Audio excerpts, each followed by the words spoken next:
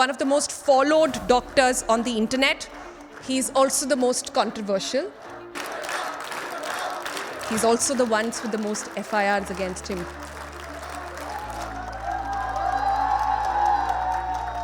There were goons who turned up at his lab. आपको इतना गुस्सा क्यों आता है? You don't want to be diplomatic when it comes to your health. That's for politicians. Liver Doc says, to all the dear dumb misinterpreting my post, the post is on diet and exercise prescription. It's like chicken-brained humans under my post are the ones hallucinating more than AI. एक actor बोले तो समझ में आता है क्या एक doctor को ऐसी लैंग्वेज बोलनी चाहिए? Because I said it the way I said it, I'm sitting on this chair here. Medical science is becoming fringe science. I call it as fringe science. Let me come to your favorite subject, Ayurveda. It's not just India. In 16 countries across the globe have recognized Ayurveda as a form of medicine. So according to you, all of them are wrong? Yeah. And I would still say here that everything that the ministry stands for is an absolute waste of money. You do something called poop transplant. Basically telling people to eat somebody else's shit. This is from traditional Chinese medicine. This is documented in their original text. तो ये text आपको चलता है हाँ? What about diet cola? Take it. What? Vitamin D? I would say trash it. Okay, hold on. So I call vitamin D as the turmeric of modern medicine. Oh man. Lot of studies, lot of stuff done on it, and absolutely nothing coming out. You're a doctor. You are dissing doctors left, right, and center. You've had some beef online. Most of the things we agree man. on. Some of the things, especially under recent Jitendra evidence, Chouksey. we have disagreed on. If you have newer evidence, you are open to changing your views, which is something I think Dr. Abby Philips has yet to learn. But would love to have a one-on-one. Absolutely not necessary. I mean, who is Jitendra Chouksey to debate me? You've had phases where you felt depressed.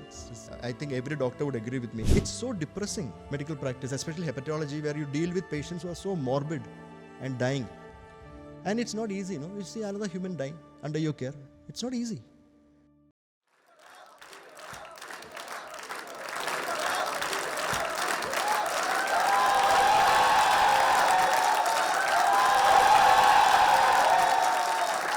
Liver Doc needs no introduction. I think the welcome you got spoke for itself. But let me take the pleasure of doing that. Now, Dr. Abby Philips is not just one of the most followed doctors on the internet. He's also the most controversial. He's also the ones with the most FIRs against him, criminal and civil. He's also somebody who has spoken on record about how there were goons who turned up at his lab. He had to vacate it. His men were physically in danger. ये सब आप politicians के against सुनते हैं, ये सब आप कुछ celebrities के against सुनते हैं, ये doctor के against मैंने पहली बार सुना है. So, Dr. Abby, you have to tell us this. आपको इतना गुस्सा क्यों आता है? So the whole persona of being angry or angry young man, I'm not that young also, by the way, but that's important for social media. Huh.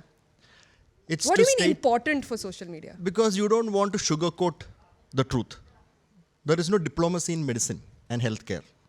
It's a fact is a fact, right? Because you're diplomatic, and because a lot of us were diplomatic, we have ended in the situation where doctors have to not only treat patients in the outpatient, they have to actually go on and tell that medical science has a different structure from what you hear on social media. Right? So it's important to keep that anger personality or that cut and right, straightforward talking personality on social media, because you don't want to be diplomatic when it comes to your health. That's for politicians. Yeah, that's for politicians. Yeah, because when I met Dr. Abby outside, backstage as well, he's quite a chill guy. He's also got a tattoo. Can you show your tattoo? Oh, one tattoo is my internet persona. The other tattoo is the names of my children and my wife. Oh, so cute. Yeah, but अपना ही नाम कौन tattoo कराता है, Liver Doc? ये liver dog तो मेरा नाम नहीं है ना. हाँ, करीना कपूर का ही करा लेते हैं. आप अपना नाम कौन कराता है?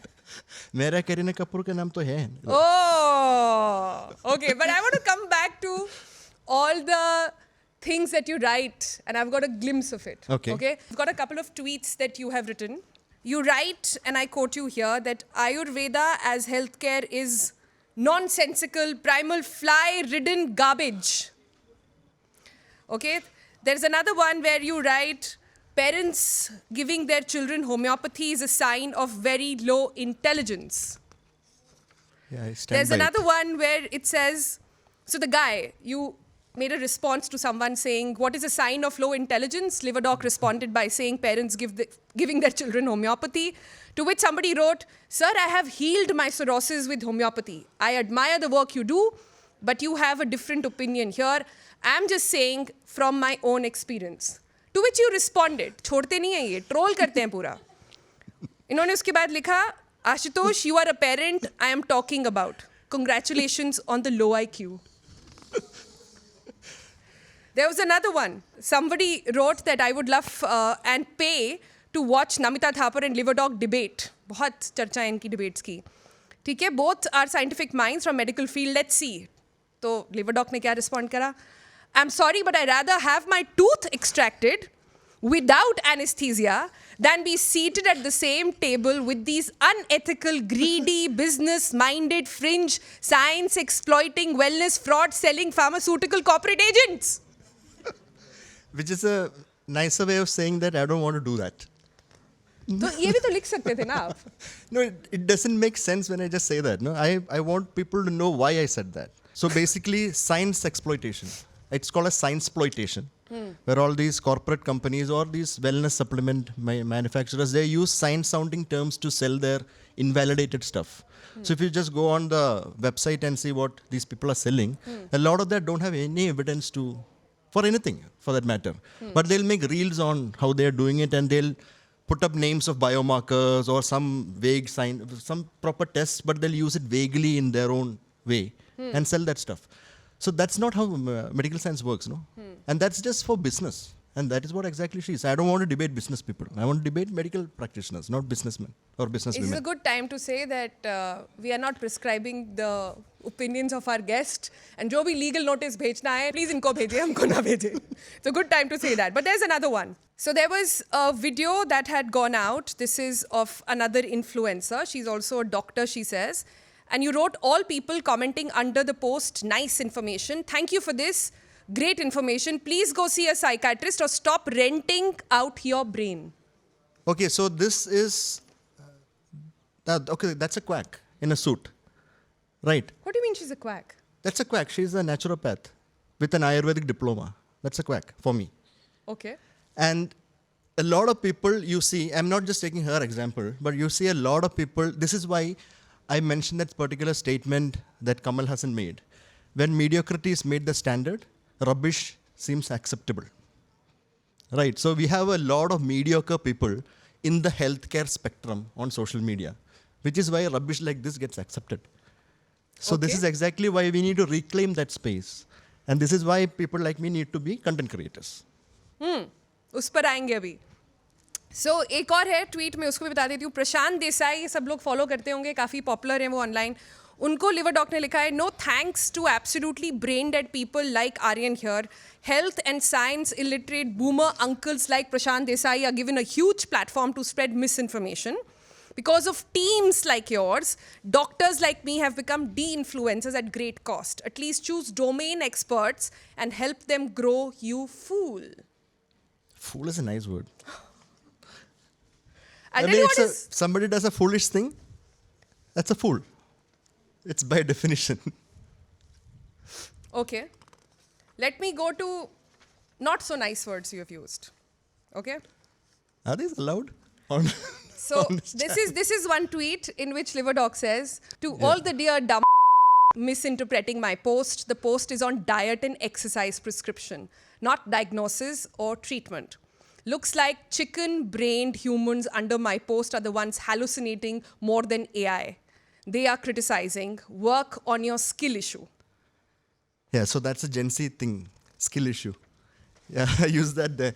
So this, I think, is basically on why AI is important for doctors to use for specific situations when it comes to patients. Huh. And this was on exercise prescription and diet prescription for patients. But then people obviously misinterpret the post and it gets diluted and it goes wayward. So something strong like this actually brings them back to the actual post. Yeah. They'll When you think- said Gen Z, I thought you were talking about dumb, but you said skill issue. So I'll. Yeah, that's a Gen Z word. पर आपने Indians को नहीं छोड़ा है. आपने international, one of the biggest known influencer in the health and wellness space, and perhaps the most followed man at the moment in this is Andrew Huberman, जिस पर liver doc लिखते हैं. Andrew Huberman's organic turkey chili for brain support. If this is not pathetic enough, I don't know what is. Like I said, basic scientists are bad at being clinical doctors. Do not take healthcare advice from them, other than general advice that even your school would have not taught you. And then it goes on to say a So lot of this things. was probably the last tweet I made. I mean, the very recent tweet I made on Andrew Huberman. I have called him out much before this. Okay. And see, I was right. He's now selling chili turkey as brain-boosting supplement with Gwyneth Paltrow, who runs Goop, which is one of the biggest supplement-selling pseudoscientific companies in the world. And I was right to call him out. Okay, but you know, it's not just about what you say. A lot of times on internet, it's about how you say it, right? And in this country, you know, Dr. Abby, we are tolerant people. मतलब धुरंधर देखिए हमने कितना hit कराई है, कितनी अच्छी साफ भाषा थी उसमें, कितना लोगों को अच्छी लगी. पर अगर एक एक्टर बोले तो समझ में आता है, क्या एक डॉक्टर को ऐसी लैंग्वेज बोलनी चाहिए? So basically, I think we have to take a break on what doctors are, right? A discussion on that. Doctors are humans. We are not slaves to any indoctrinated thought that people already have in the society. Doctors are getting beaten up. There is a lot of violence against doctors. There's a lot of stuff happening to doctors, and the society thinks that doctors should all just take it. Well, I'm here to break it, because I don't want to be somebody who gets questioned when there is something righteous being pointed out. Right, and there might be differences in opinion that the way I say it, because I said it the way I said it, I'm sitting on this chair here. If I was just, being like a nice person saying, please don't do that, please don't sell supplements like this, I don't think nobody would care about what I say. Yeah, but, I have a theory. I think you wear it like a badge of honor. I think you have an alternate persona. Because off air, off social media, you're a perfectly nice, sweet man. But आपको हो क्या जाता है जब आप social media पे जाते हैं? See, social media is full of strangers. You are not, you don't owe anyone anything on social media. You are doing what is right by you. I don't air opinions, right? I completely air what is truth when it comes to healthcare and medicine. And I don't need to bother about what people think about me. So the badge of honor is something that people have given me. I have not worn it yet. I think you wear it. No, I don't. But I have to wear it when I'm on social media, because that is only when people listen to me. Okay. I read your book. It's a very powerful memoir. It has a lot of cases that you have mentioned that really moved you and changed you. But what really caught my attention in the book is that you mention that you never really wanted to become a doctor. Correct. Your father was a doctor as well, but you never wanted to become. What you've not written in the book is why. I think that story is for another book, but still, when the time when I was, growing up, I'm a millennial, right? So, towards 90s, late 90s, it's time for you to decide what you want to be. You have completed your 12th grade. And we are four, me, my brother, elder sister, and younger sister. So my sisters were into art and all that, so it's good for them. My brother was good in math, I was not. So my elder brother, he got an option of engineering. So he took that. But somebody has to follow your parents' footsteps, right? Because that was the time when you don't get to choose what you want. Yeah. You are given on a plate your choice. And that's what you choose. Because there are no other options. Your dad is a doctor. The plate has your choice, which is not your choice. Exactly. That's basically what happens with, I don't think that is happening now because things are very different. But my time, professional choice was what your parents decided. And obviously your dad is a doctor. And I don't regret it because I think second generation doctors have a better chance at being successful than first generation doctors. That's important to realize. And I was given this option. And I took up, obviously I did not like math. I still don't. And I took up biology. I was good in biology. And that is how I became an accidental doctor. Right. So now I'm into it and I'm neck deep in it. I have to do it as good as I can. And that is how I became a doctor. But the moment I got a chance to fall back to what I really like, that is how this book came. Ah, nice. तो ये जो गुस्सा है वो medicine के against तो नहीं है गलती से? Medicine is always good. I mean, there is bad medical practice, but there is no bad medicine. Okay, okay. Let me come to your favorite subject. Okay, any guesses? Hepatology. Let me come to your favorite subject, Ayurveda. That's not my favorite subject. I want to quote a couple of things to you. The government of India, you know, has a Ayush ministry. Yes. The government allocated 3,992 crore in the last budget to the Ayush ministry. Correct. This budget was up 14.2% from the previous year. WHO in 2025 had also updated its Ayurveda module. In 2022, Prime Minister Modi had established the foundation of Global Center for Traditional Medicine with WHO director with him. It's not just India. In 16 countries across the globe, which includes Australia, Mauritius, Russia, Hungary, South Africa, all these countries have recognized Ayurveda as a form of medicine. So according to you, all of them are wrong? Yeah. They have considered it as a form of medicine. It's alternative medicine, which I also agree with. Because alternative medicine is not real medicine. Medicine that works is medicine. Medicine that does not work is alternative medicine. See, I don't mind recognizing any of this. I mean, I recognize homeopathy, I recognize Ayurveda, recognition means nothing. Especially when it is... No, it means something. It means budget allocation. It means हमारी सड़क और schools का पैसा जो जा सकता था वो निकल के जा रहा है Ayurveda में. It means a lot.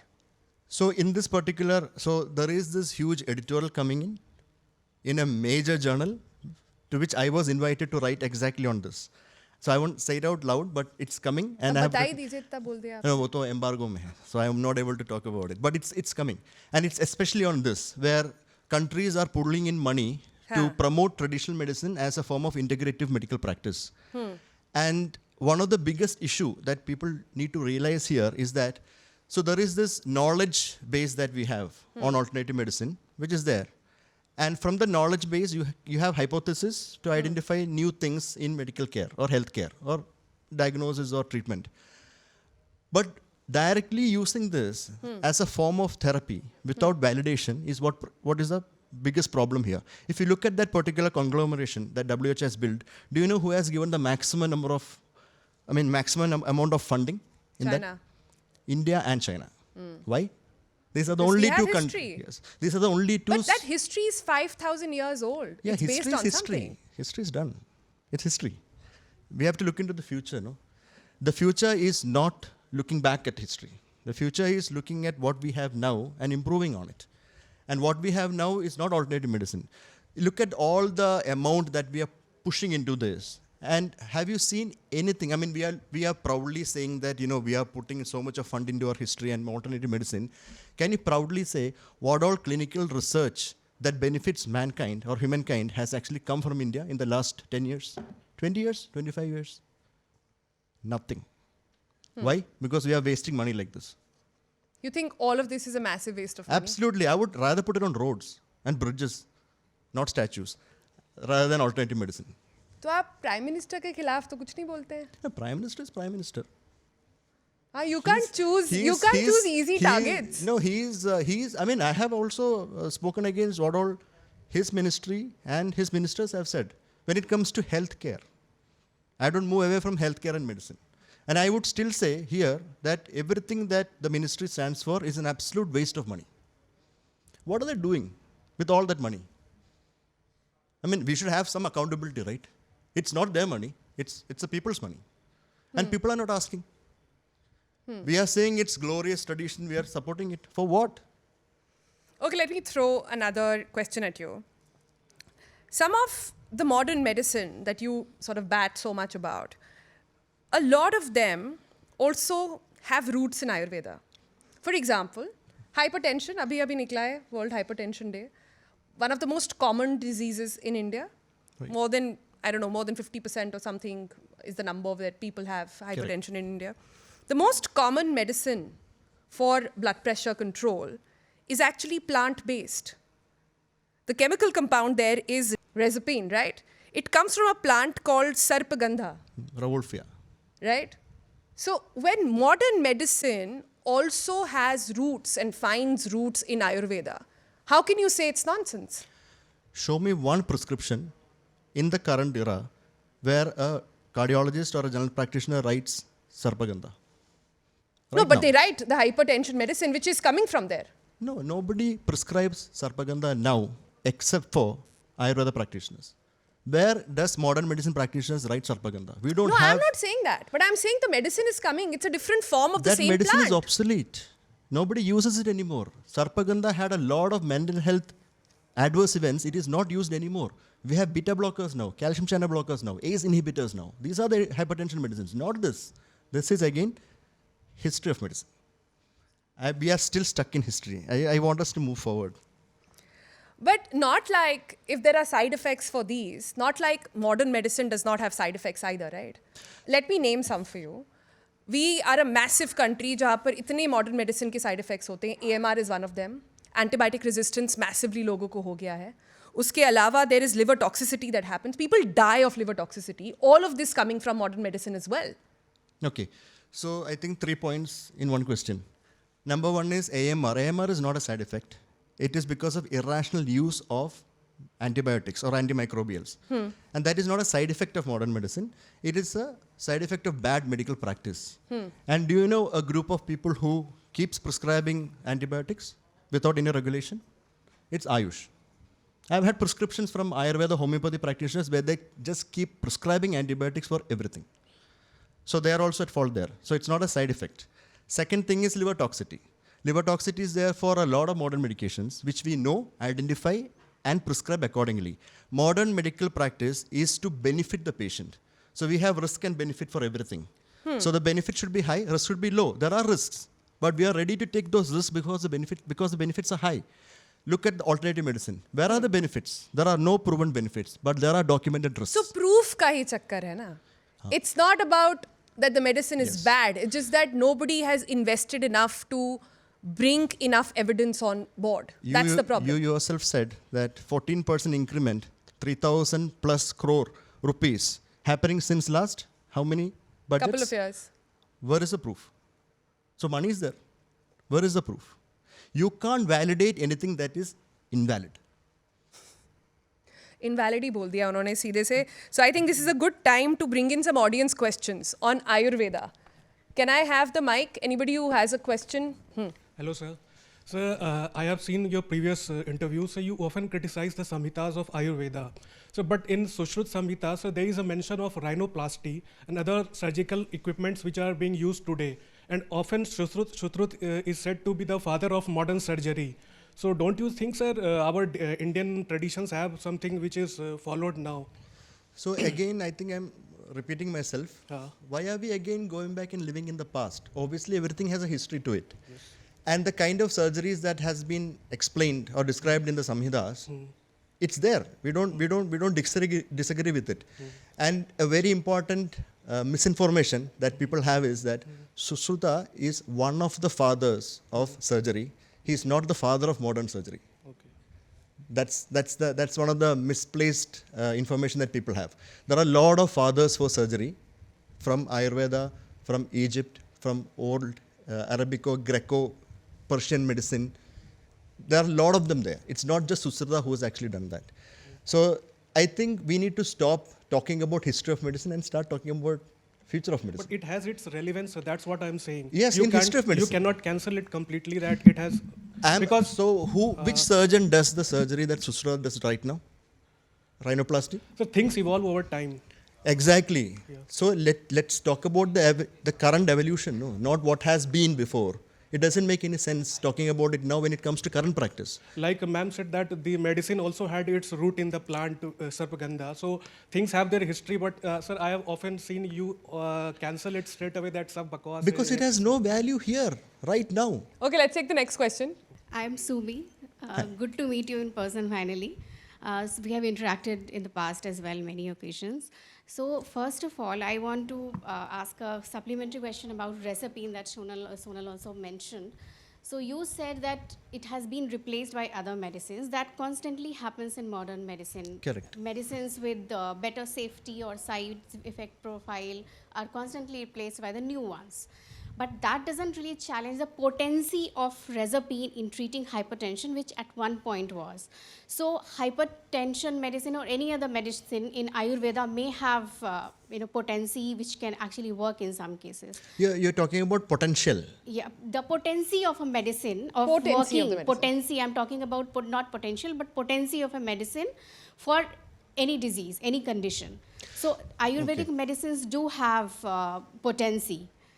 So It's I'm just not. that they have not been applied to the principle of modern medicine. Like she said, there is no proof probably for many medicines, but it doesn't mean that there is no efficacy of these medicines at all. So how long would you want to wait more for efficacy? We have 2,000 years behind us.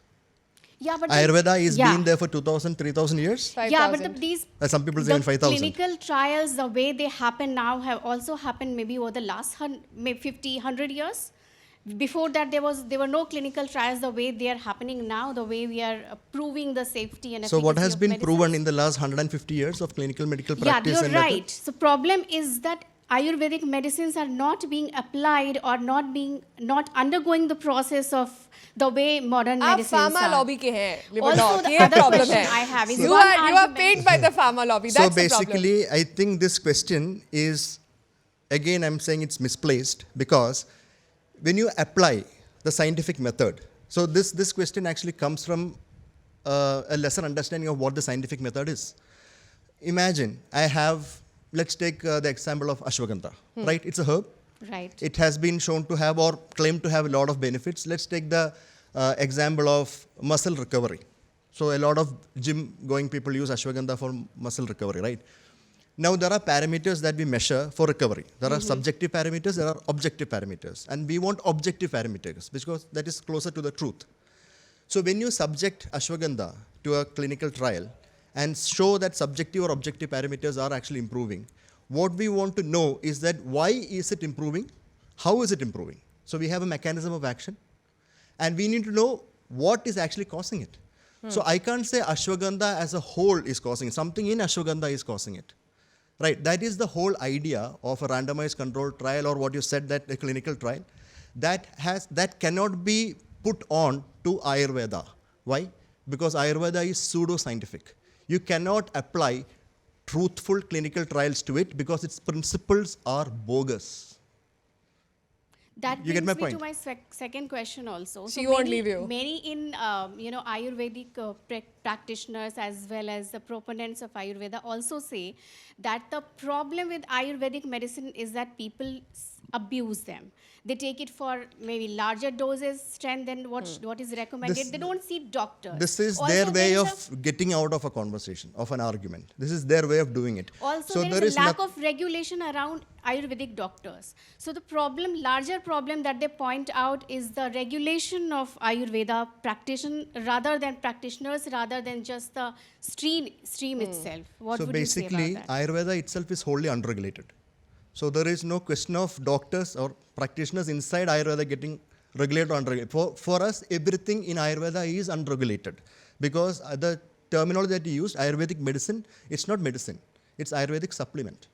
It's marketed and promoted and sold as a health supplement, not as a medicine. So there has never been a case where an Ayurvedic medicine has surprised you positively with some of the effects that it They have has? surprised my patients quite a bit.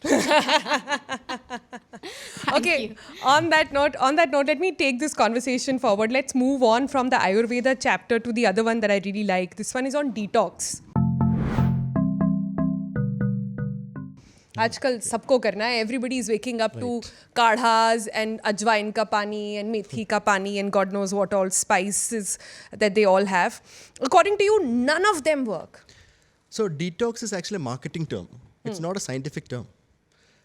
You are detoxing if you want it to or do not want it to, physiologically. Your liver, kidneys, skin, lungs are all there detoxing you. So how can a bottle outside or a few pills outside actually, I mean, this is because I think everyone should have a basic idea of health and medicine. And I think it's not just doctors, but public in general.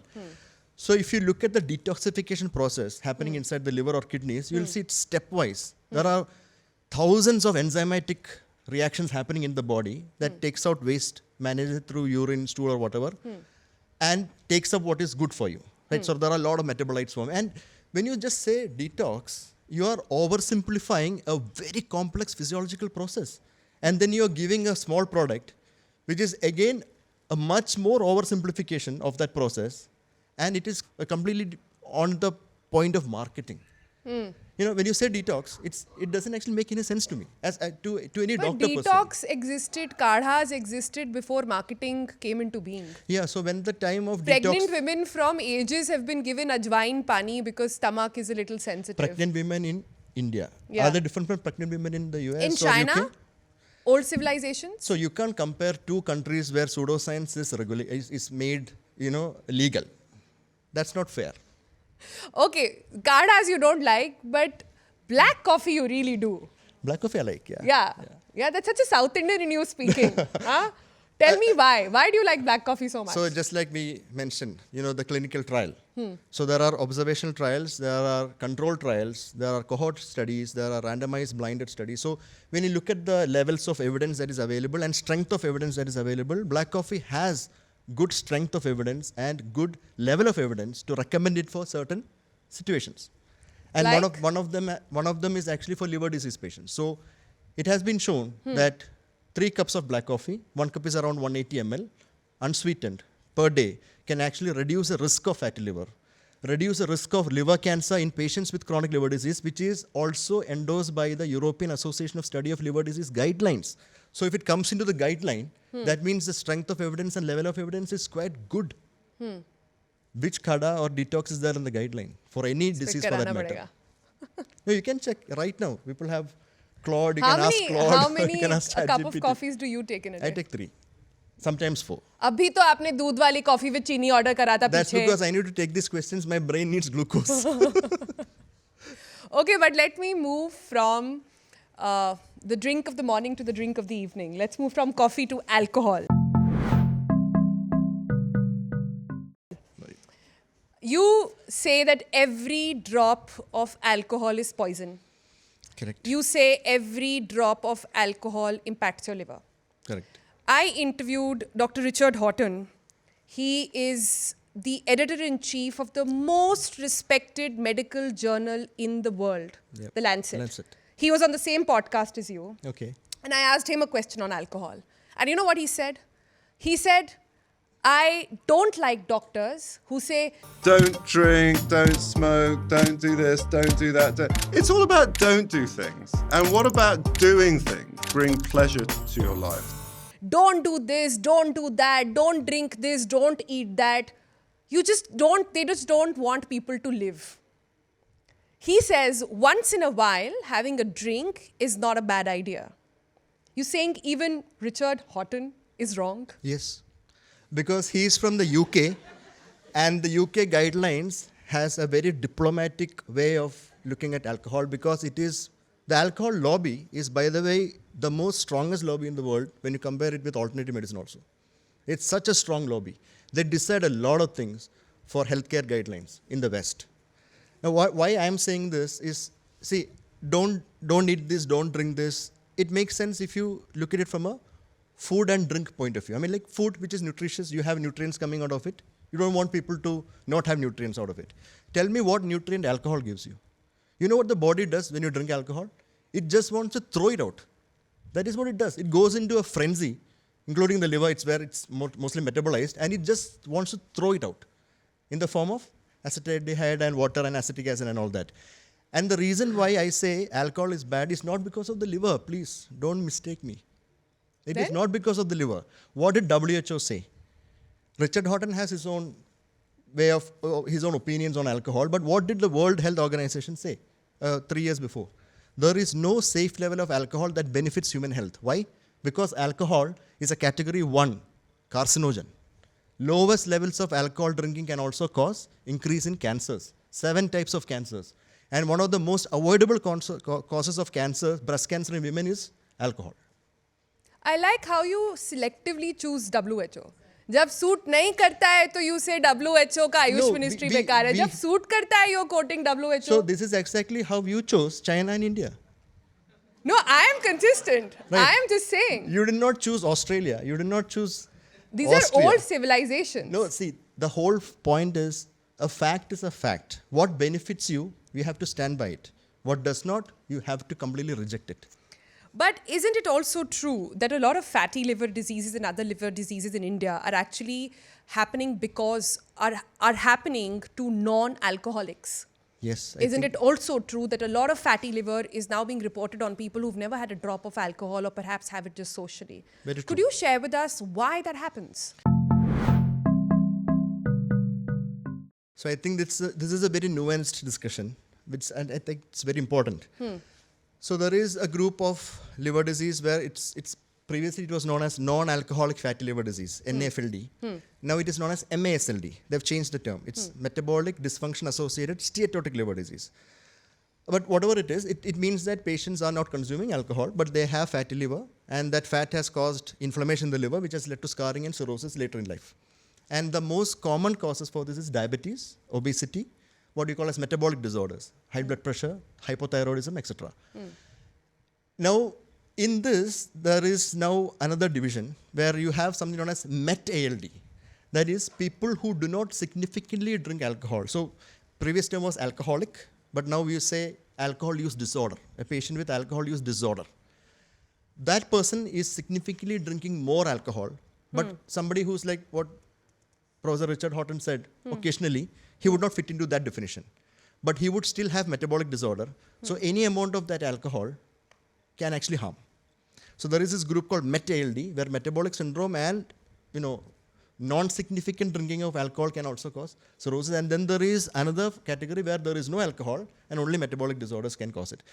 So the whole idea of somebody needs to be a drunkard to get cirrhosis is wrong. You can still get cirrhosis if you have underlying metabolic disorder or if your genetic profile is such that it can promote cirrhosis later on in life. So Give me 3 reasons why people get liver diseases. Non-alcoholics get liver diseases. Number 1 in India, I would say hepatitis B, chronic viral hepatitis. Number 2 would be definitely MASLD, which is metabolic dysfunction associated steatotic liver disease. And number 3 is there is something known as autoimmune hepatitis, which is seen in younger women, and also a group of liver disease known as chronic cholestatic liver disease, which affects the bile ducts inside the liver. Inflammation of that, and that mostly happens in middle-aged women. So that is primary biliary cholangitis, a condition known as that. And these are rare, but these are very much prevalent in our These country. are rare. I was coming to more on the fact that a lot of these liver diseases are lifestyle driven. A lot of it is driven by what we eat, the greasy, carb-heavy food that has just entrenched our system now. Do you see that as a problem? So Modern lifestyle? So I think, again, there is something more nuanced here.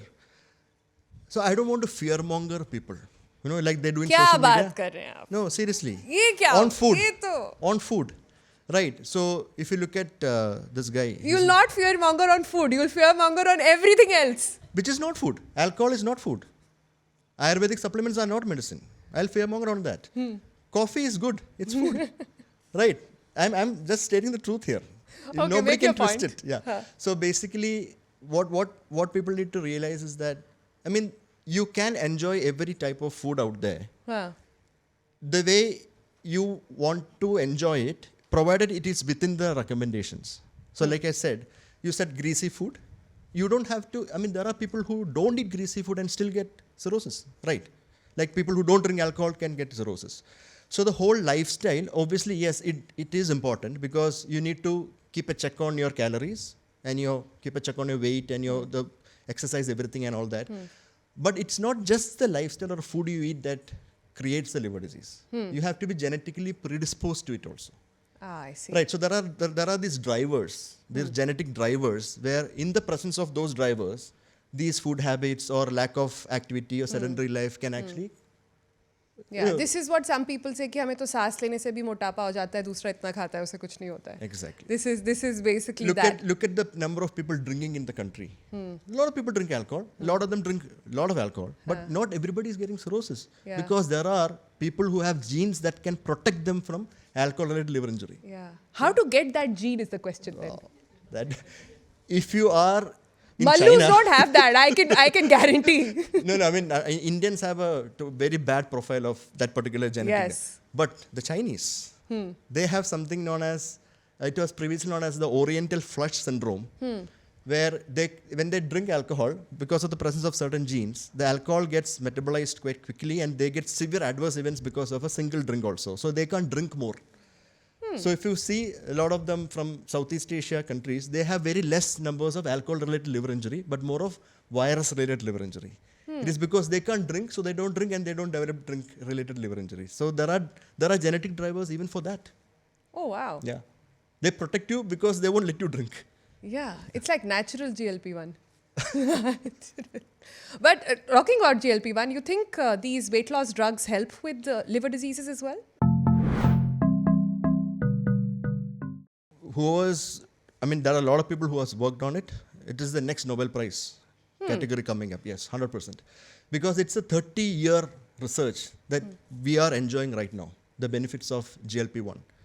It was actually found from the saliva of the Gila monster. Yeah.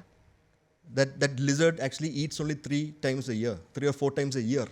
And that is how scientists figured out that there is a hormone that can regulate your appetite. And that is how we have tirzepatide and semaglutide and everything right now. But the problem is we already have that inside us, right? Yes. And we can actually give it from outside, but it gets quickly destroyed in the body because of metabolism. So they figured out a way whereby they attached albumin and other structures into the GLP-1, whereby it can be given once a weekly. So this is the scientific method that I'm talking about. So you think it's okay if everybody's becoming thin? See, I don't agree with cosmetic uses for any of these drugs. Then abuse to ho raha hai na. Abuse to har cheez mein ho raha hai. People are abusing alcohol, people are abusing tobacco. People are also abusing modern medical science. People are not abusing modern medical science. It's just that, see, when we talk about GLP-1 from a doctor's perspective, there are recommendations and guidelines to it, right? To use GLP-1. And as a doctor, I treat a lot of obese cirrhosis patients or obese chronic liver disease patients, and GLP-1 is one of the most important drugs in my armamentarium because I'm using it for patients who fit into that candidacy. So there are candidates who will benefit from it. But this is still off-label right now. No, Usage. it's been approved. Semaglutide is approved now. Yeah, tirzepatide is not. Yeah, tirzepatide is not. Okay. Quick time to take some questions on alcohol. Yeah. My name is Sumit Singh, and my question on a fatty liver. If a person develops fatty livers once, can fatty liver be completely cured or healed? So I think, and this is also because of a lot of social media reels on this, whereby doctors themselves keep telling people that grades of fatty liver. That is exactly what you're asking, grade 1, grade 2, grade 3. That has nothing to do with the severity of the disease. Nothing to do with the disease. It's just the pattern of fat deposit in the liver. Grade 1 is a particular pattern of fat deposition. Grade 2 is another pattern. Grade 3 is another pattern, a diffuse pattern. It has nothing to do with the disease. So if you have grade 1, grade 2, grade 3 fatty liver on ultrasound, for me, it's all the same. What I'm worried is if you have fibrosis or not, scarring and inflammation because of that. So when you say cure, so I don't like to use that word. You can't cure anybody. I think the only thing modern medicine can cure is infections. Right? You can give an antibiotic course and your infection is cured. But for everything else, I don't think cure is the right word. Either use the term remission or regression or reversal. Yeah. Right? Even healing is philosophical. Right? You can heal my soul, but you can't heal my cirrhosis, right? So, see, these are the terms that people use on social media to promote misinformation. A homeopathy or Ayurveda practitioner will say, I will heal your asthma. And you will feel better going to that guy because he's going to heal you. When I'll say that I'm going to use this inhaler and make sure your asthma does not recur as frequently as before, which is actually the truth. Right? But then you won't hear those words, heal, cure. And these are where people are monetizing on social media. So coming back to your question, the grades can be reversed provided the cause is addressed. So for example, imagine that somebody is obese, you lose the body weight. Somebody is sedentary, you start physical activity, the grades can come down and it can also go to 0. Okay, I have a next segment. I have a couple of questions. We call it Take It or Trash It. So I'm going to say a couple of things to you. You have to tell me, should people take it or should people trash it? Okay. Okay? So are you ready? Yeah. Okay. Green tea. Trash it. Haldi milk. Trash it. Neem juice. Trash it. Amla juice. Trash it. Wheatgrass water. Trash it. Somebody get the trash can, man. Apple cider vinegar. Use it. I mean, but you have to When? give, salads. Salads. Salad dressing. Okay, we have a winner. Coconut water. Use it. Take it. Okay. Jeera water. Trash it. Soft water. Trash it. Milk thistle. Double trash it. Gut supplements. Trash it. Liver detox supplements. Completely trash it. Enterogermina. Trash it. What? मेरे pediatrician ने अभी लिखा है मेरी लड़की के लिए. क्या बात कर रहे हैं आप? So all these questions come with some specific conditions, right? Yeah. So basically enterogermina is a probiotic. Yes. Right? So probiotics have some role in preventing antibiotic-associated diarrhea and also in preventing or reducing the risk of necrotizing enterocolitis in children. It's okay. But as an adult, so I thought these questions are for adults. Yeah, adults only. So trash it. No, I see so many people who keep it in their fridge and keep taking it every time their stomach goes upset. They're all misinformed. No, I mean, that's become like I said, mediocrity has become the standard. Okay, activated charcoal for gastritis. For gastritis, trash it. Darolac. This is what? It's a probiotic. No, all probiotics, trash it for adults. Oh God. Creatine. Use it with condition. I mean, take it in a specific condition. Which is? So if you are a power athlete, if you are a bodybuilder or a performer, it makes sense because it helps in bulking, it increases strength and improves your exercise. What about people who do regular resistance training? Regular gym and resistance training, creatine doesn't make any sense. No sense. Doesn't make any sense. I need to have a chat with my gym trainer. Okay, omega-3. Yeah. Take it. Vitamin D.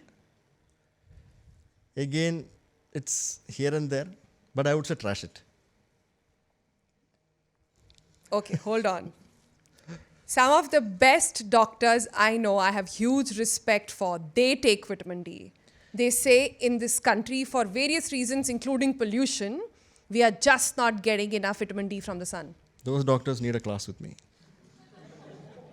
So vitamin D, like I said, everything in science has guidelines, recommendations, right? It's not blind.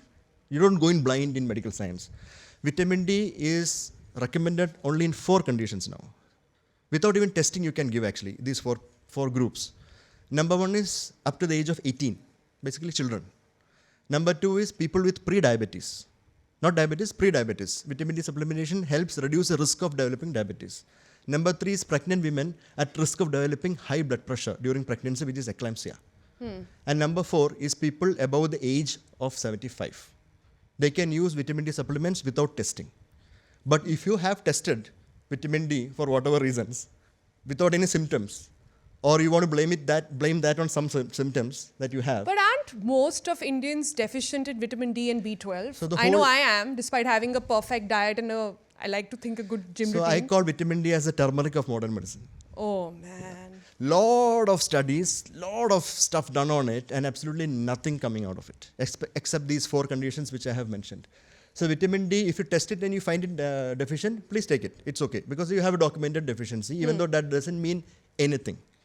Right. So what do you mean it doesn't mean anything? Vitamin D has direct relationship to mood swings. It has direct relation to absorption of a lot of other nutrients and microbes in your body. So I'm talking about disease conditions. So mood swings, I mean, this is where medical science is becoming fringe science. I call it as fringe science. What you're saying, something is right. I mean, these things exist, mood swings and all that. But where is a direct correlation with vitamin D? And where is a correlation where vitamin D supplementation has actually improved it? You can actually check ChatGPT or Claude. None. A doctor who recommends Claude. Okay. Let me, Claude I is have good. a few People more. should use AI. It's I important. have a few more questions after vitamin D. Biotin. Trash it. Okay. Triphala. Obviously trash it. Isabgol. Take it. Okay. What about diet cola? Take it. What? Take it. If you are planning to reduce your calorie intake and you want to reduce your intake of sugary beverages, switching to diet versions is excellent option. Just this morning in US, there is a very flourishing debate that diet colas are something called aspartame. And doctors are saying they are a very, very classified form of carcinogens. And FDA is debating whether diet cola should now carry that as a marker that this causes cancer. And you're saying take it. It causes cancer when given at the dose which is 100,000 times more in rats. There is not a single case proven in humans. And I don't know why people are debating this now, because it's already been debunked decades before. Aspartame is safe in the recommended doses that is given in the colas. And it's a non-calorie, low-calorie sweetener. It is much better than a sugary beverage. Which brings me to sugar. Take it or trash it? Take it. Indian national guidelines, the nutritional guidelines for Indian population from the government of India, ICMR and all, it mentions in specific groups of people, like including general population, depending on their calorie intake, total calorie intake, a particular amount is placed for sugar, 5%. So you can take that 5%. You don't need to say no to sugar. Just make sure that it is within recommendation. So you can't just go on saying that, I had, go on eating 5 donuts a day. You can have a donut a day, provided, or 2 donuts a day, provided it's within that sugar limit. It's fine. But the problem is you have those donuts with a diet cola and then some chola bhatura.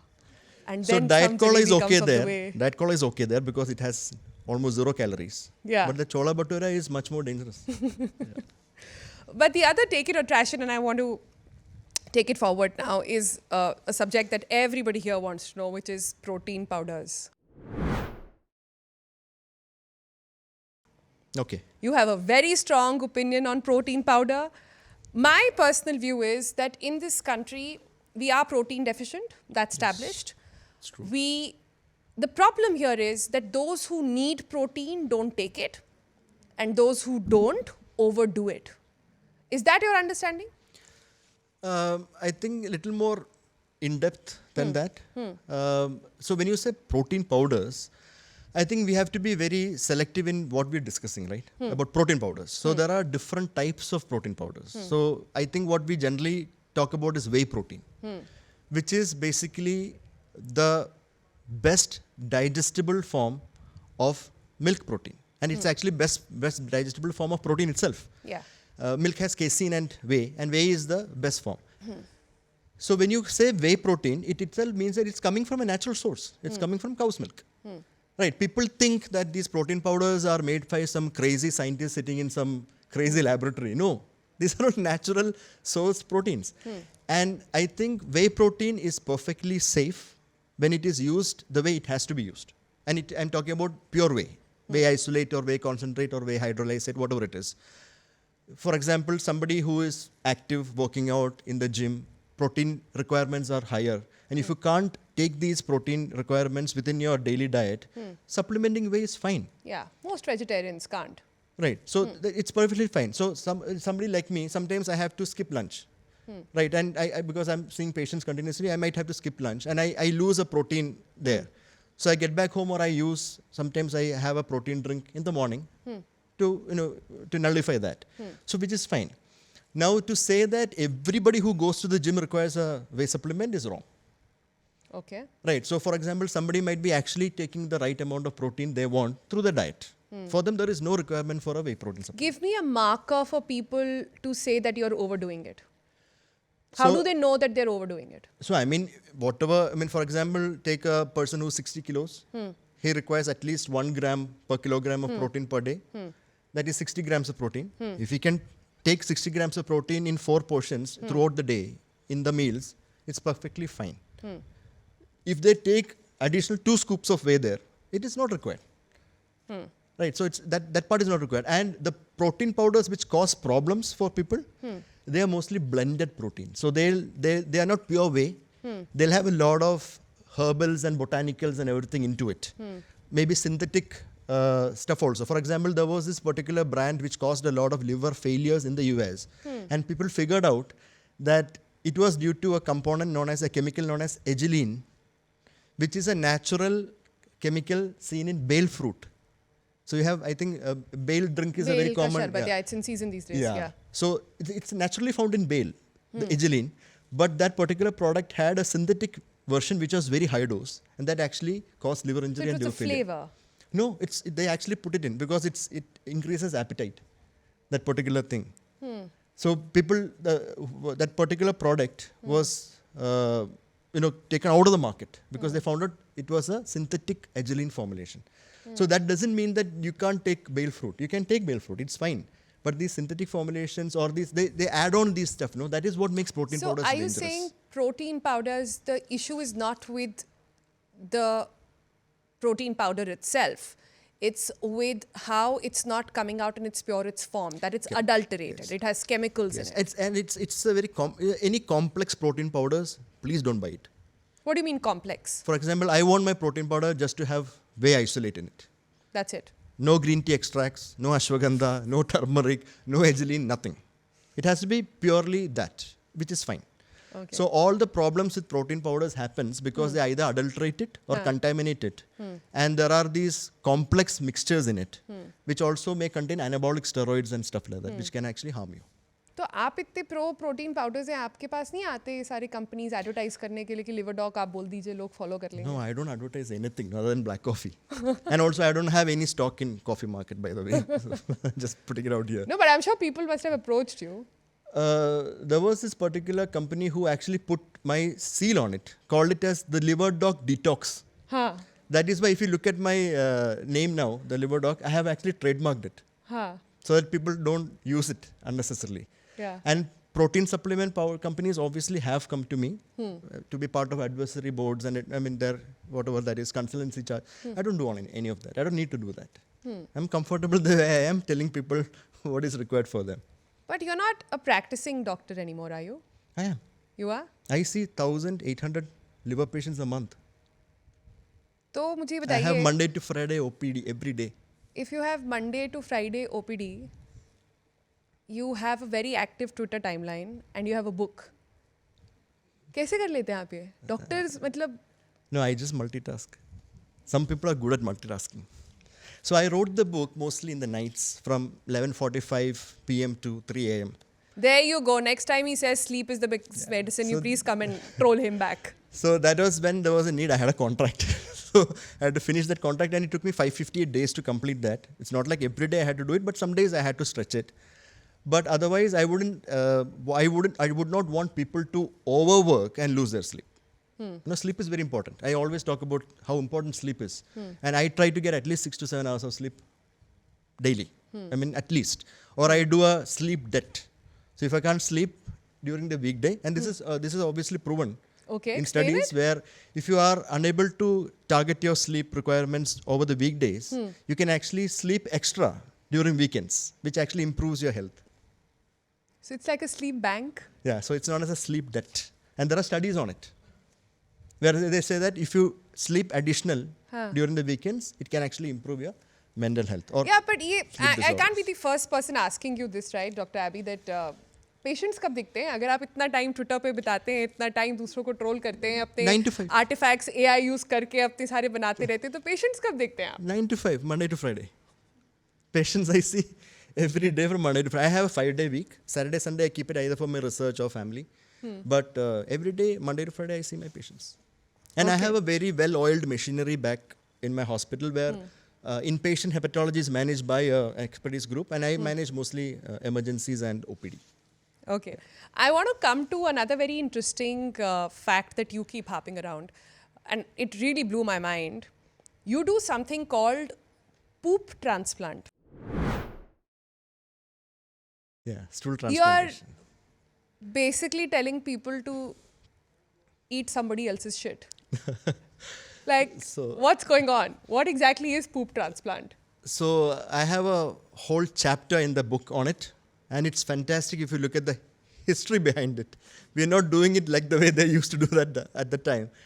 And I mean, on everything that we discussed, there is a chapter called Natural Ways to Die Unnaturally, which is everything on It's a good supplements. chapter. And also there is this on stool transplant, which is technically known as fecal microbiota transplantation, FMT.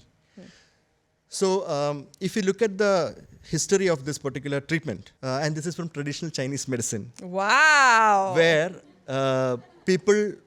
children who were sick with diarrheal illness in ancient China, the Chinese monks would actually give them diluted fresh stool from healthy children, and they used to call it as yellow soup. Some of them even used to ferment it and give it, which increases the prebiotic activity and all that. And the diarrheal illness used to reduce, and this is documented in their original texts. तो ये text आपको चलता है हाँ? See, when we can actually take something and prove that it is efficacious, I am all for it. I am all for it. I am saying that we don't have that level of proof until now from whatever Ayurvedic text has to offer. Okay, but go back to poop transplant for a minute. करते कैसे हैं इसे? आप करते हैं अपने patients में? Yes, we do. So this was already used in veterinary science. So veterinarians use this from healthy cows or healthy horses. They give it to sick cows and horses, and this has been done for decades by them. What we did was, before I used to do this, this was already done for a particular condition known as Clostridium difficile infection, which is a severe infection of the large intestine, which happens in prolonged hospitalization ICU patients. And studies and randomized trials found out that giving healthy stool through an endoscope to the small intestine or the large intestine will actually reduce this infection. And now it is a recommended treatment for refractory Clostridium difficile infection by the FDA. Okay. It is a recommended treatment because it's got that good evidence. What we did was, before we did it, there were studies from France which showed that alcohol use can actually disrupt your gut microbiome, and a lot of beneficial bacteria go down, a lot of pathogenic bad bacteria come up, and a lot of metabolites that the bacteria produce is harming the liver. So they found out in rats that if you give healthy stool from one rat to another, and rats are coprophagic, which means that if you house rats together, they'll eat each other's feces. So it's easy to do stool transplants for them. Right. So what they found out was that when deceased rats with the liver disease, ate healthy rats' stool, they actually got better. We did that first in the world in humans. So in my thesis. How did you convince a patient to eat somebody else's food? So I'll tell you this. And how does it physically happen? It's messy, but it can be done under controlled conditions. Good. We are not having lunch anytime soon. So basically, say about conviction. See, these people that we initially offered it to are the people who are anyway dying. So they have a condition known as severe alcohol-associated hepatitis, which has almost 100% mortality, death rate at 6 to 9 months. So they're anyway dying. And it's not easy to liver transplant them because they don't have the money. They might be actively drinking. So they'll go back to drinking after they get a good liver. So all of these conditions together, they won't transplant. So they will die anyways. So we offered this as a salvage treatment to them. And that was my original thesis work in ILBS in Vasant Kunj. And what we showed was, when you compared it with a group of people who did not receive this, 83% of people, the severe alcohol hepatitis patients who received stool transplantation survived more than 1 year. So we gave it through a nasoduodenal tube. A tube placed through the nose into the upper part of the small intestine. Now people give it through enemas, you can give it through colonoscopes. Basically you screen a healthy person like they do screening in blood banks. And you screen them completely for infections and, like you said, antimicrobial resistance, everything we screen. And we collect their stool, you blend them, process them, remove all the solid matter, and that suspension that you get, that is what you put in. And it is saving lives. It is saving lives and making others lose their appetite. But on that note, I am ready to take some audience questions. Yeah, quick show of hands. Okay, yeah. In this very context, I want to ask you, Ga Mootra, take it or leave it? Leave it, obviously. Sir, but We in this don't want to do anything interspecies, no? No, but in this context, transportation, like this is the same way that people were doing and So people believe in it. the whole idea of stool transplant is because you are not just, it's called transplanting, but you are not just transferring bacteria. It's bacteria, viruses, bacteriophages, everything together. Yeah. Urine per se does not have that kind of a effect. And there are studies that has done in India where they have actually shown that it is not efficacious, this urine therapy. And only loonies do this. There are a lot of loony people in the world where there is urine therapy conferences also held. Hey, just a few ministers from our government, yeah. Come on. But just like you find it out, you research, so same that could happen with this urine also, right? Someday. No, urine, like I said, urine does not have the diverse population that we want the patients to develop later on after the therapy, right? So urine is, it's not as good as a therapy when it comes to what we find from a fecal microbiota transplant. You can't extrapolate it. Okay, next question. Yeah. And it's from a cow. We are giving human to human. My question to you is, you are a clinical scientist, and so what are the Clinical gaps? scientist? Is that appropriate? Or? So it's a correct term that they use in the US, where they have MD, PhD. They are clinicians who do research. It's not pure clinical work. So Okay. I'm a clinician who does research, so clinical scientist fits. Okay. Yeah. Yeah. Okay. Yeah. So, what are the gaps that you see that exists in the current medical research on liver health in India, and what are the studies that you would like to see conducted and funded more? I think this is a very important question. So I think two major areas where liver research can flourish, and we have something good coming out of it, is one is exactly microbiome. So a lot of people talk about personalized treatments, right? I mean, on social media. Yeah, they take your poop, they analyze the gut bacteria, and then they tell you whether or not what you need, what do you need more of, what do you So need that's less fraud. of. And That's fraud. That's not what I'm talking about. So that's exactly why I brought this point. So for example, I'll tell you a beautiful example. So exactly this group of patients who develop severe liver injury because of alcohol, scientists have figured out that there is this particular bacteria, which is Enterococcus, which produces a particular toxin that is actually causing harm to the liver. So what they did is they created a bacteriophage, which is actually a large virus that can eat bacteria. So they'll give a cocktail of these bacteriophages to target that particular bacteria, and that particular toxin levels will reduce, and you will have a better liver health. So this is actual personalized medicine. So work like that, personalized medicine with respect to various types of liver diseases, where you have specific groups of bacteria or viruses causing harm, and something against them that can actually help us improve liver health. And it's not just the microbiome, it's also the metabolism of the microbiome. So a lot of chemicals the microbiome produces, we can actually target that also. So this kind of research is what we need in the new era. And second one, I would say, is targeted treatments for liver cancers. Now, if you look at how cancers are treated from lung point of view or breast cancer point of view, it's very different. It's not just chemo, radio anymore. It's targeted treatment. Immunotherapy that will knock off genes. Yeah. There was a recent study on pancreatic cancer also. Yes. They knock off genes and the cancer is gone. So that kind of treatment can actually work for liver cancer also, where we are slowly moving towards that. So these two areas, that is lifestyle diseases, where we talk about liver health and alcohol, and also liver cancers, this kind of research is what matters. Okay, one more question? Yeah. My question is regarding the current challenges that we are facing in liver transplantation, regarding higher cost and lower success rate.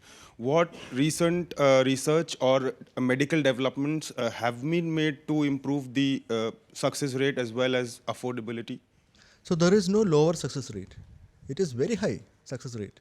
Fantastic success rate that we have now. Higher cost, I agree with. And you know why? Because liver transplantation is completely shouldered by the private sector. That is why. We need liver transplantation, or any organ transplantation for that matter, to be centralized and done under government schemes, which is what happens in the US or in the UK. NHS and the UNOS, the United Network for Organ Sharing, is what happens in the US. And people are getting transplanted timely because the government is supporting it. We don't have such a system in India, which is why a lot of these patients go to the private sector where a lot of transplants are done. And it depends. In Delhi, there might be a package. In Kerala, it's a different package. In my hospital, we charge the least for our transplant patients. It depends on various hospitals and how much they've invested in. So that discrepancy can only come off if government actually decides to shoulder these large investment therapies like transplantation under them in a centralized system.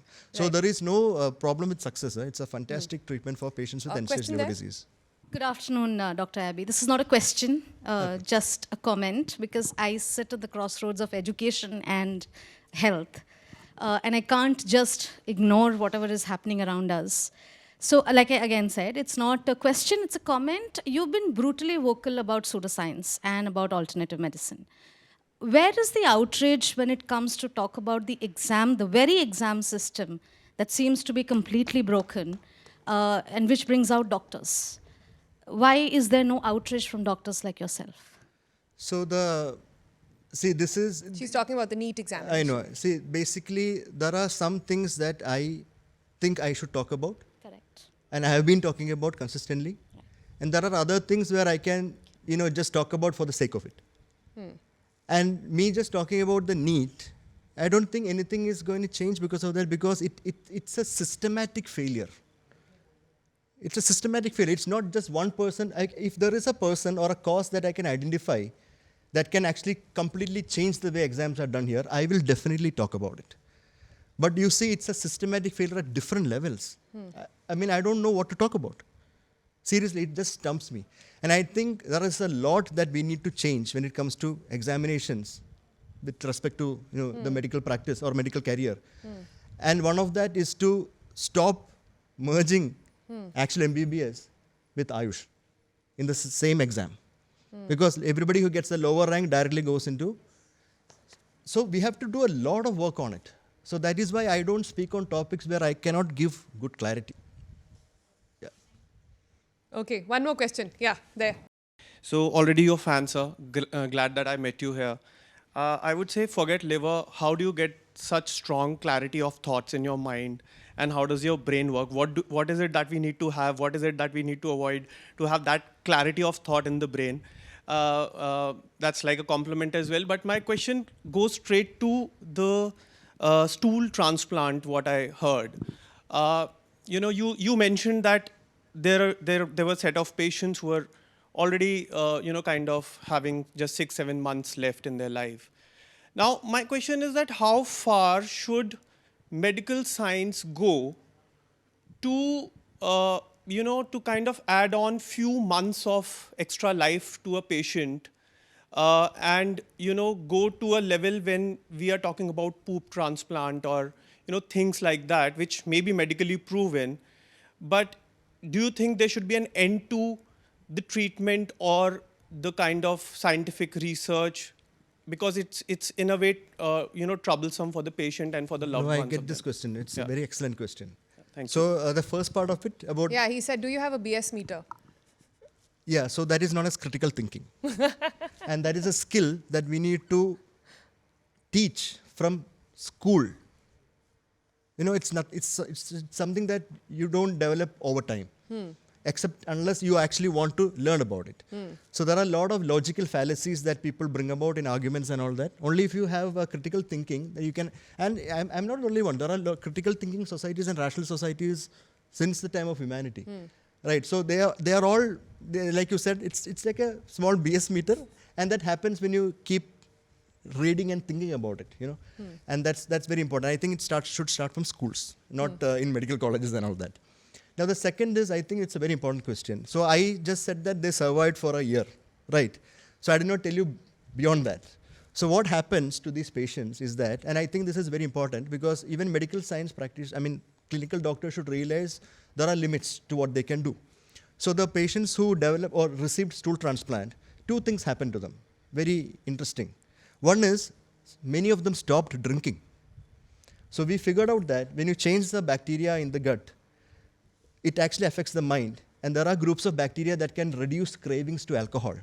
And once they stop drinking, we were sure that they will not drink beyond the liver transplant. So we were able to transplant them, and they had decades of survival.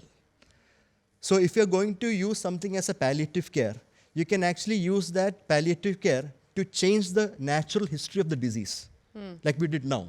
Or you can actually use it as a palliative care, where your treatments does not matter, patient is at the center, and you reduce hospitalization, you reduce financial burden, you give the patient a dignified death. And this is what I do on a daily basis, because the biggest role as a clinical doctor in hepatology for me is palliative hepatology. I take care of a lot of patients who are definitely going to die, and I cannot do anything about it, except give them a good, dignified, comfortable, whatever time is left, and a good death. And this is one of the biggest aspects of modern medicine, which people forget. And just imagine if every clinical doctor thought like this, alternative medicine will cease to exist, because clinical doctors don't do this to the patients. For example, I can always say that end-stage liver disease patient, there is nothing I can do, go, get lost. This is it. What will they do? They'll go to a Ayurveda practitioner who will talk sweetly. They'll fall for it, they'll monetize it. But if every doctor has that particular empathy, which medicine treats, medicine is always about empathetic care, it's humanistic, right? You'll see that it's not about diagnosing and treating anymore. It's also about caring. You know, it's very important that this is the biggest part of medicine that people need to understand. Do you care too deeply? In your book, I repeatedly see you say things like you lost your sleep, you could not work around it, you were getting nightmares, you saw your patient's face in your kids. I mean, where is your medicine training? You haven't hardened up? So this is something that they don't teach you in medicine. Like, you're going to be exposed to these patients and they're going to die, and you're going to get affected by it. See, I mean, this is what has been normalized, right? Doctors, like, boys don't cry. Doctors don't cry, should not cry. Keep a straight face, be logical, give them medicine, deal with it. But I think it's beyond that. So writing this book, if I did not write this book, I think decades later I would have killed myself. It's so depressing, medical practice, especially hepatology, where you deal with patients who are so morbid and dying. And it's not easy, you see another human dying under your care. It's not easy. And I think when I say that every doctor should be like this, it's not easy also. Because for a lot of doctors, they have to wear that mask so that they can take practical decisions for their patients. You can't let emotions come in the way. And I don't do that. I don't do that for my patients also. I don't get emotional with my patients. Never. I always keep a professional tone with my patients, but I am empathetic towards them because I don't burden them with a lot of things. So all that emotion, everything is now dumped in that book. So that is where you get to see that face. You've had phases where you felt depressed? Oh, it's just bad. I think if you are going to practice, I think every doctor would agree with me, not just hepatology, it's very depressing. See, for example, I've taken a break now, right? I'm in Delhi. I'll go back, and there are a lot of new patients waiting to see me. And then imagine there is this 12-year-old girl who has liver failure, and the parents don't have any transplant options, or some other young man or young woman who has a liver failure, and they have no options for a transplant which is curative, which I'm sure will actually help them, but they can not do it. Imagine that burden of responsibility on me to somehow try to get them out of that situation. It's very stressful. It's so stressful that sometimes you, like I said, you lose appetite, you lose sleep, you lose yourself. But slowly, doctors will learn how to manage it. That is why we are like... Is that an issue in the country? You think not enough doctors are talking about their own mental health? Yes, 100%. Doctors are not talking about it because I think there is some kind of a screen in front of them which says that you're not supposed to talk about your mental health. I think doctors also have that intrinsic ego, right? That patients are coming in and you're supposed to do this for them, and everything has to go the right way, and you're not supposed to show vulnerability. I think doctors are the most vulnerable people on the planet. Because the kind of stuff that they have to decide on, make decisions on, or take decisions on, it's not easy to do that. And I think being a vulnerable doctor is much better than being an overconfident doctor. No, but let It me helps. flip that. We also have enough doctors who have the God syndrome. Yeah, I know. They think they decide who lives. I think and even that is a who does mask. not. I think that is a mask. It's something that they have been training themselves to be, lying themselves. I mean, lying to themselves, to showcase something that is really not there. See, I mean, what is the whole point of having a God complex if you cannot act like one? Right? I think, like I said, I know my limits with my patients, right? I know how much I can help them, how much I can care for them. Caring has no limits. You can care for them unlimited. But treatment has its limits. And that is the thin line that I think doctors should learn to walk between treatment and caring. Let me ask you a question, another one on doctor. A lot of young people these days I meet, they don't want to be doctors. They don't want to be engineers. God knows what AI will throw at us in the next 5 years or even 3, and who will have a job, who will not. Maybe I'll be replaced by an AI agent, I don't know. But do you worry that not enough people are drawn towards this profession?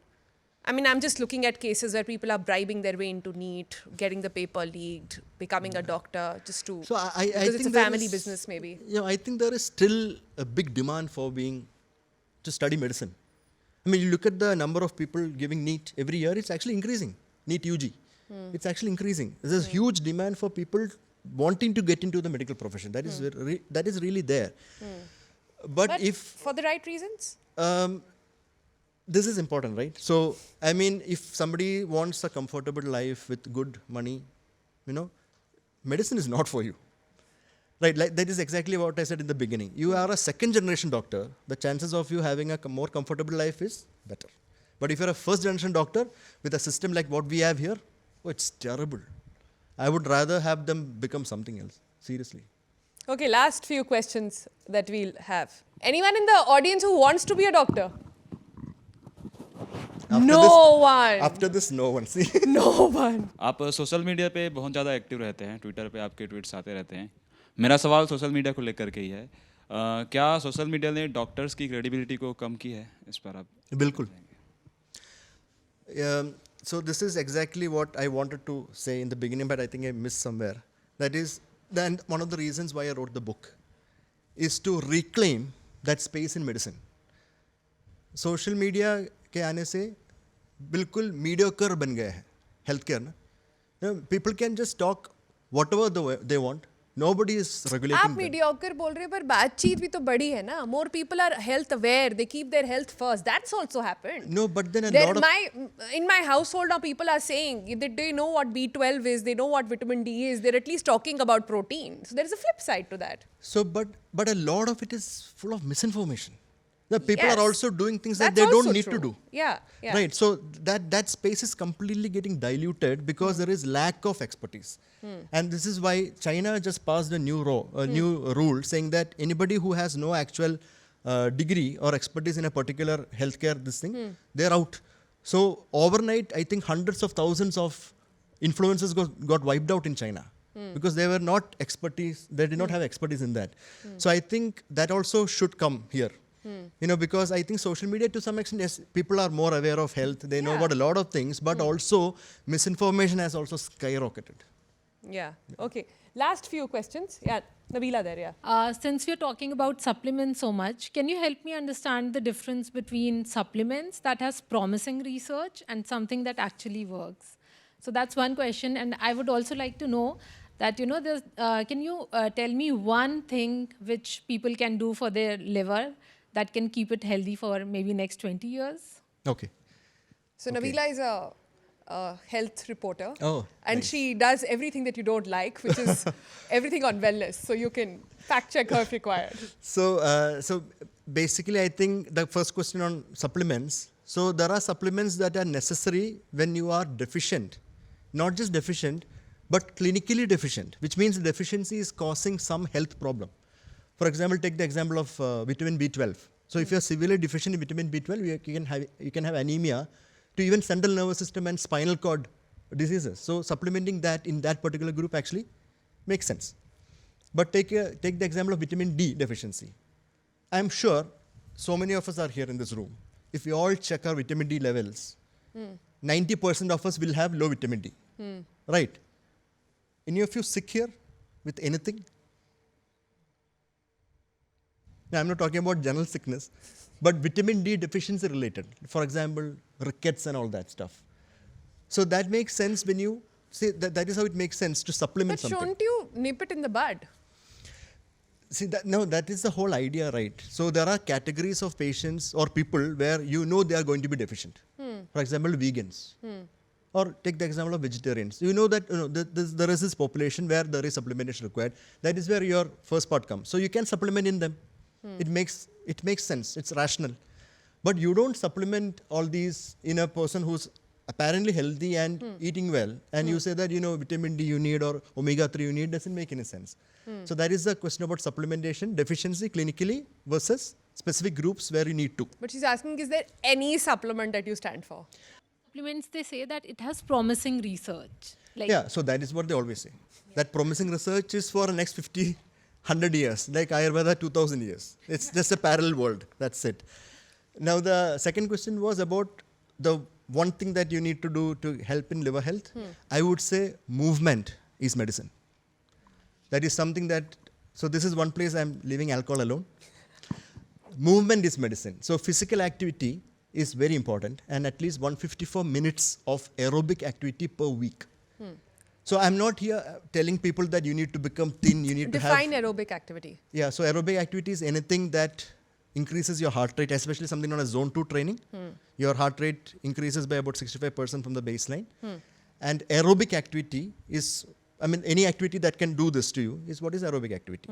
Right, so that starts with brisk walking. A lot of people consider walking as exercise. It is not. It is brisk walking. So if you do that, it has immense benefit for the liver. Physical activity, especially aerobic activity, 154 minutes a week.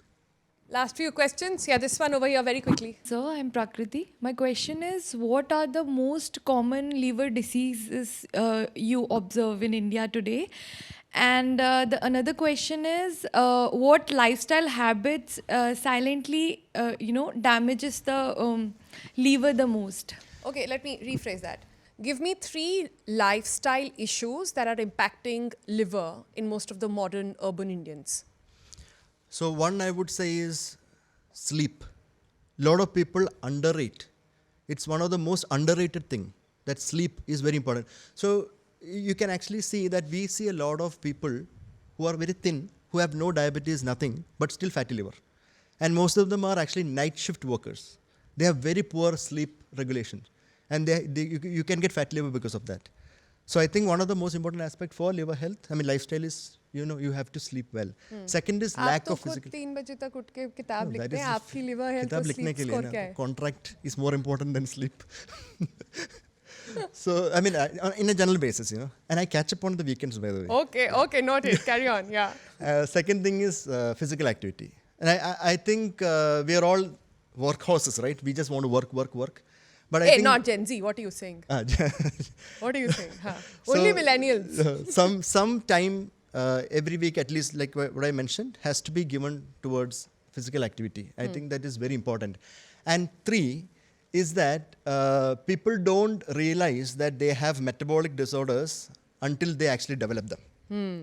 So what I tell my patients is that if I have a patient with fatty liver disease because of metabolic disorders, I ask the siblings also to screen. So the immediate family members, I screen for metabolic disorders. So we can actually catch them much earlier. So if you have family history of metabolic disorders, please don't wait until the age you develop that. Start your screening process. Give me 3 metabolic disorders that most Indians should scan for. One is prediabetes. Second is lipid disorders, hyperlipidemia. It can be cholesterol or triglyceride. And the third, I would say, is hypothyroidism, especially for women. So a lot of women are, they feel fatigued all the time. They have, they have lack of energy. A lot of non-specific symptoms. It all boils down to the thyroid function ultimately. Okay. So I think these 3 are very commonly what we see. Okay, here. Hi, sir. First of all, I really admire how you embrace the cancel culture on internet. You're like the cult leader for that. But my Cult leader for question cancel is, culture, live a doc. yeah, he's a cult leader for that. I admire that. But my question is that you're de-influencing people for various type of doctors. First of all, where does the thief honor thieves? Where does that go? Because you're a doctor, you are dissing doctors left, right, and center. But you are using the अपनी same बिरादरी के platform लोगों के against to बोल रहे हैं promote your own memoir. How does that work for you? How do you justify that? So the doctors who I am dissing, Yeah. they are actually monetizing misinformation. My book is not on misinformation. My book is actually education, right? And I think this is known as apples and oranges. You can't compare both. Doctors who I diss are actually those who are looking to monetize misinformation on social media. For example, take the example of Huberman, or take the example of somebody who's selling something. They're selling something based on a wrong information or misleading fact. But a memoir is nothing. And it's not a memoir, actually. It's just a non-fiction narrative about my patient experiences. And to tell you something deeper into that, I fund a lot of my own research. So when you see, research is very expensive, right? You have to spend, you would have seen the Citizens Protein Project. You would have seen the Generics Drugs Project.